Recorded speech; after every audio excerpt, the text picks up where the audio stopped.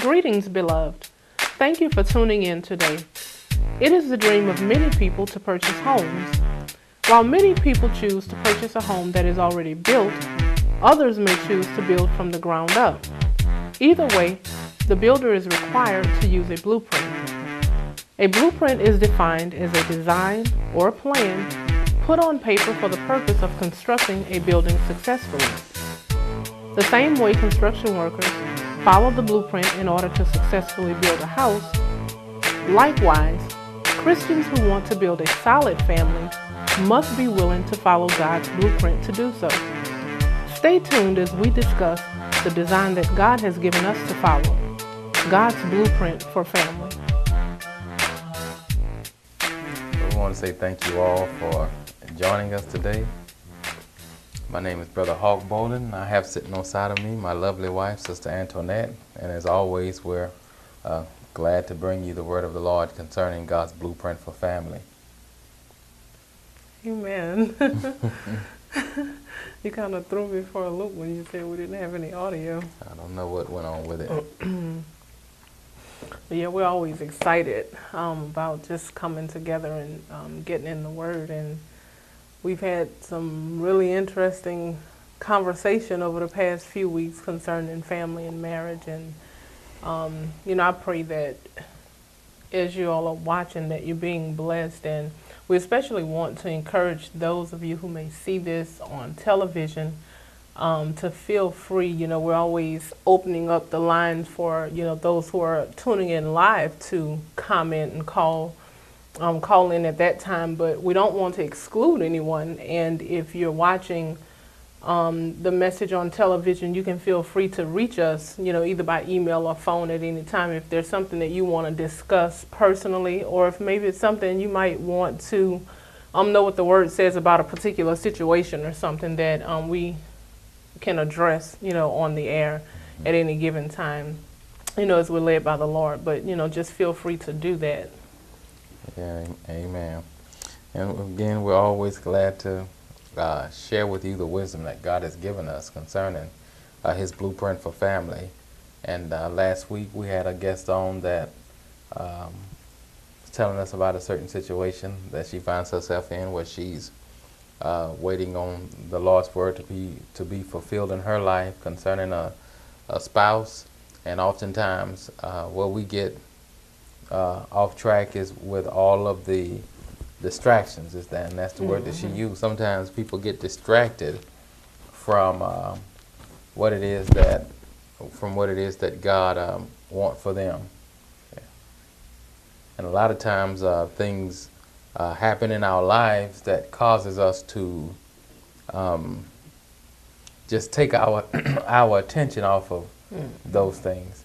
And one thing, prime example of that, I think we can find that in the 3rd chapter of the book of Genesis, where Eve was distracted by the serpent, And so what things, and that's one of the things we should ask ourselves when we're talking about a marriage, even if you're already in a marriage. The devil don't stop just because you've gotten married to the person that God has for you. And so you can ask yourself, what is it that's in your marriage that may be distracting you concerning, your marriage? What's pulling you away from your marriage? What are those things that, we've all heard people say that, when they break up, we've grown apart. Sometimes people say we've grown apart. Well, you're going to be drawn to something. Something causes you to withdraw yourself, or to grow apart, I guess you could say, for lack of a better term, from the person that you're with. And so what is it that's drawing you from that person? That's a question I think that we need to ask ourselves. What, identifying those things that's healthy or not healthy concerning a marriage or family. All right. Because the truth is, as you're talking about being distracted and being drawn away, if something else didn't have our attention or, to distract us, we will be able to focus more on resolving whatever that thing is that may be there to drive a wedge in the marriage. We will be able to focus more of our attention on nurturing that marriage and maintaining the marriage. But when you have something else to put your attention on, it's easy to just kind of let other things go undone, so to speak. And of course, we talked about that when we talked about outside influences, and I think maybe over the last couple of weeks we kind of touched on it also, about, you know, you have to care enough about your marriage and your relationship, not only with your spouse but with God also, to make sure you're not on cruise control and things, because that's when things go undone, when you stop putting forth the effort, you know, when you stop working on it, because marriage is work, and we have to make sure that love stays there and that friendship stays there. We have to make sure we work at resolving issues and work at keeping the distractions out. You know, it's all work, but you know, it's very, very easy to let those things go undone if we're throwing ourselves into work, or if we're throwing ourselves into church, or if we're throwing ourselves into the kids, just to avoid dealing with, you know, that distraction. That's right.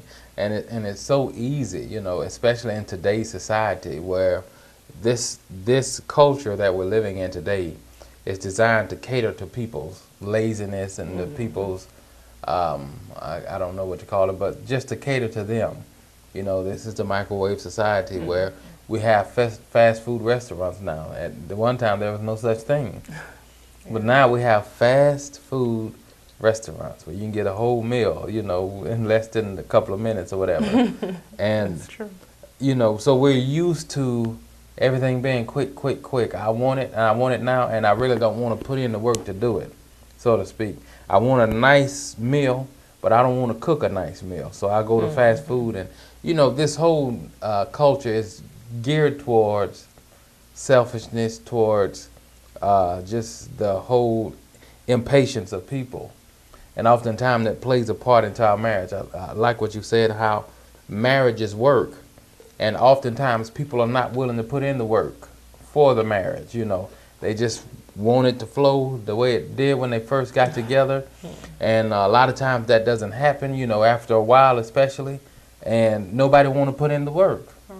You know, nobody want to. Sometimes I look at us, and you know, I realize how easy it is to put things on cruise control, you know, and so I purposely do things. I purposely hold your hand, you know, when we're sitting on sidewalk. I look at little things, and I think that's important. You know, of course, we have furniture in our living room. Sometimes we find ourselves sitting on. I may be sitting in a chair, and you might be sitting in another chair. And so we go the extra mile to try to make sure that we are sitting together on the same sofa, or at least close enough to one another where we can hold hands and things like that. All of those little things, or what people consider little, add up, you know. And when you let go of those little things, you'll find yourself letting go of other things as well if you're not careful. And so it's important. You can't say, well, that's my wife, or she know I love her, so there's no need in me grabbing her hand. Because like last night when we were sitting on side of one another on our sofa, and you grabbed my hand, and I was just sitting there thinking, I'm about to grab your hand. And before I could do it, you grabbed mine and put it on your lap and was holding my hand. And, you know, I think about how good that made me feel. And so if it make me feel good, then don't slack in it. You know, we shouldn't slack in it is what I'm saying. And so those little things, what happens, I think, is people tend to let those things go, and what they do with unknowingly to them is they withdraw. It becomes easier to withdraw. If I can get along without affection from you, then it means we're in trouble.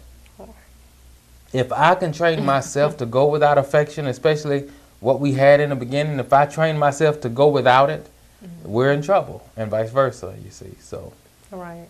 It kind of goes in line with the idea that, you know, that cloud nine experience that happens at the beginning, and, you know, it slowly fades away. And it goes with the idea that we have to create that cloud nine experience over and over again for the rest of our lives. Or, you know, we have to determine to honeymoon for the rest of our lives. You know, we have to make it a point when it has to be on purpose, like you said. Because when you get married and you factor in children, You factor in bills, you factor in working and family and friends, and don't let there be, like a sick parent or something like that. All these activities and things that can take your attention away from the marriage, you have to purposely, make it a point to date, to, maintain your marriage, because you can be taking care of so many other things, and then the marriage can be falling apart, and so it's like, it just has to be done on purpose. That's It's right. not going to happen by itself. And I think that's a mistake that a lot of people make. And especially Christians, we're both saved, we both love the Lord, and so that means everything is just going to work out. But, we have an enemy who desires to tear that marriage apart. And so we have to be really, really careful and watchful to find out what builds up our marriage and not tears it down. That's right. And even, of course, we started out talking about the situation from last week, where the young lady is waiting. The Lord spoke to her about her husband, and she's waiting. And so even as we are waiting for, that spouse that the Lord has for us, we have to know that distractions are going to come. The enemy knows what you're praying about, especially when you're sharing, your praise reports and sharing things that the Lord has spoken to you. You have an enemy that's studying you. And so he wants to get you off track, and he wants to have you looking at the wrong person or looking in the wrong direction or not looking at all, not even expecting, just, being caught up and distracted with so many other things that you're no longer even expecting what the Lord has already promised you. And so, that's just a word, for those who are waiting, on the Lord to bring you together with the person that he's designed for you, that, you have to be just as watchful and practice, being watchful before you get to the point of marriage, because you'll have to continue that same pattern once you get married. That's right. That's right. And so we have to be very careful that we're watching out for those different things, because and even things that are supposed to be a part of our everyday lives. Like, for instance, work can be a distraction. And I'll give you a prime example. Yes, of course, this ministry, we decided, by the leading of the Lord, to go ahead and move forward with the music ministry as far as, producing music and songs and things like that. And so the computer that I have that's dedicated for that, I installed a program on it, but that program didn't work out. But the program that I was using, it negated that, to where I kept getting an error message. And so I was very frustrated yesterday, trying to work around it, trying to get it to work without having to reformat the hard drive and just reinstall all of these other programs. And so, working on that, it really frustrated me, and I had to pull myself away from it to focus on, okay, now it's family time, now it's husband-wife time, and so even though you may be somewhere physically,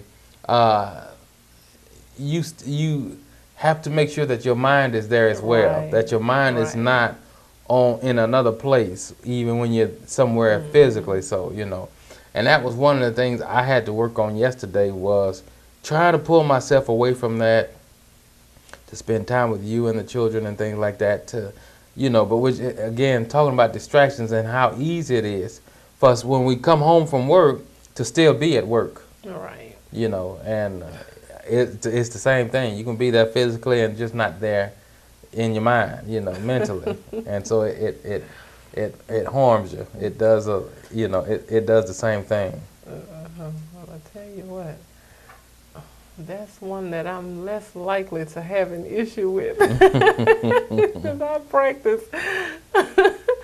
I certainly know how to practice disengaging myself. It's like, this is work and this is home. But that is certainly true, and especially depending on what role you play, with your job, how much responsibility comes with it, and all of that. And of course, you have a great role, with the ministry that goes, far beyond you being a shepherd and and a leader. Here, there's so many different facets of the ministry behind the scene that you deal with, and so I know that, that's something that you have to work hard at for sure, especially having it right at your fingertips, being able to just, access it and, I'll take a minute and just go run in and do something on the computer, and then what you intend to be for a minute, and this is just generally speaking, it could end up being 2 or 3 hours, And so we have to be really careful with that. And with that, I'll just kind of throw in the social networks that a lot of people, deal with also. We have to be careful that that's not taking your attention, because you can find yourself dealing with the social networks and, kind of talking to people and socializing and being in touch with people that way, where in such a way that it may take away from the communication and the socializing that you do with your spouse. So you want to be careful not to make too deep of connections with people. Even it might be people that you grew up with, it may be family members, but it's just, there's so many different things that, I guess the key is to do it all with temperance and with moderation, be led by the Holy Spirit, and keeping those things at bay, so that, you're not allowing one thing to take over and other things to be neglected. That's right. So. And it's easy to get caught up, and one of the things we want to encourage you to do is when you find yourself being distracted, because, and then you ask yourself, am I allowing myself to be distracted on purpose? In other words, is it something that I've allowed myself to be drawn in, even if it's subliminal? And if that's the case, then why am I allowing myself? In other words, what's missing in my marriage or family time that I'm using this to replace it? What you see? And so those are the things that we have to ask ourselves. When we don't talk about those underlying issues, then the issues remain, but we cover those issues up with something else, and it looks like everything is fine, and it could look like everything is okay, when in reality it's not. And the whole time you have a decaying marriage and you have a decaying family life that you've covered up with something that's alive and well. And if you don't deal with it, then the day will come when you uncover it, everything that was covered is gone. It's all gone, and you don't understand why, and you're trying to figure out what happened. Why don't I feel the same way about you that I used to feel? Well, those are issues that you have to tackle up front, and those are issues that you really have to check yourself in those things, to make sure that those distractions aren't killing or covering up what it is that need to be uncovered or that need to be discussed and resolved. And if you find it difficult to identify distractions, 2 things you can ask yourself. Is it taken away from the family? Is it taken away from a spirituality? Or is it adding to it? Is it enhancing it, or is it taken away from it? Amen. Amen. And so we have to be careful with that, because it's so easy. And I think one of the most deceiving parts about it is you can become adjusted to the distractions, where you don't even recognize them as distractions anymore, if you ever did to begin with. And so many marriages are suffering, and so many homes and families are suffering because of distractions, And it's sad when, you're in the home, or you could see that there's no affection between the husband and wife. Everybody's disconnected. Well, if they're disconnected from one another, we're connected to something. We're not, animals. We're connected to something. And so if there's a disconnect here, then what am I connected to? And it's just like if a man cheat on a woman, or a woman cheat on a man, or whatever the case may be, that other spouse can tell, because there's a disconnect, and they can tell something is not right and something's going on. Well, that's the way God designed us. For us to get one thing, we have to disconnect. For us to connect to one thing, we have to disconnect from something else, and even if it's just mentally, or emotionally or whatever. And oftentimes that's what happens, and those are the things that we have to be careful with, to make sure that we keep things at a minimum, and to do it just use wisdom, you know, and not allow ourselves to be disconnected from what God intends for our home and for our family and our marriage and things like that. Because, I mean, you'll just keep going down that road of disconnect, and before you know it, there's nothing else there. And I can't tell you the number of times I've seen families break up, husband and wife break up after the children have gotten grown and left, because there was nothing there holding them together but the children to begin with. We'll just stick together, and it's like an unspoken rule. It's almost like it's not spoken, but you could just tell that it's there. You know, they don't have to sit down and actually say, hey, we're not feeling this with one another anymore, so as soon as the children get grown, we're going to break up, you know, just going our separate ways or whatever the case may be. It's like it's unspoken. You don't have to say it, but it's there. And that's what happens a lot of times. You know, parents stick in there, hang in for their children, and, you know, but they're disconnected themselves. It's like you got two households living under the same roof. Right. And why? Because of distractions. You're distracted somewhere, you know. Right. And that's not God's will.